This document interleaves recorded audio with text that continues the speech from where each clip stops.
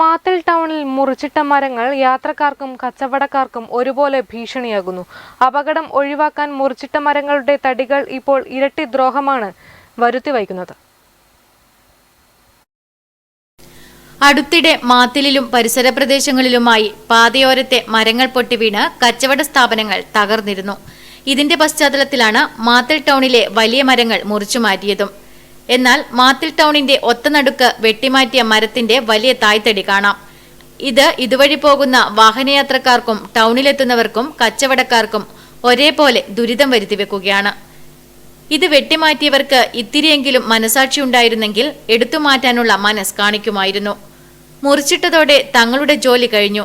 ഇനി നാട്ടുകാർക്കിത് മൂലം എന്തുണ്ടായാലും തങ്ങൾക്കെന്താണ് എന്ന നിലപാട് സ്വീകരിക്കില്ലായിരുന്നു.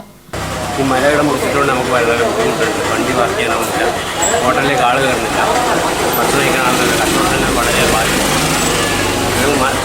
മുറിച്ചിട്ട് 2 ആഴ്ചയായി. മുറിച്ചിട്ടെടുക്കുന്ന മരം തീർക്കാൻ തുടങ്ങും. ഇതിന് അനധികൃതർ ആരാ ഉത്തരവാദിത്തപ്പെട്ടതെന്ന്. ഓരോ വകുപ്പും പരസ്പരം സഹകരിച്ചാലേ നാട്ടുകാർക്ക് ഗുണമുണ്ടാകൂ. ഇവിടെ മാത്രമല്ല, മാത്തിൽ പെട്രോൾ പമ്പിന്റെ അരികിലും മരങ്ങൾ മുറിച്ച് കൂട്ടിയിട്ടിരിക്കുന്നത് കാണാം.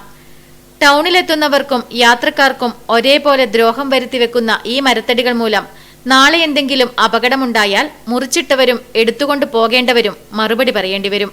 Network news, Karivellur.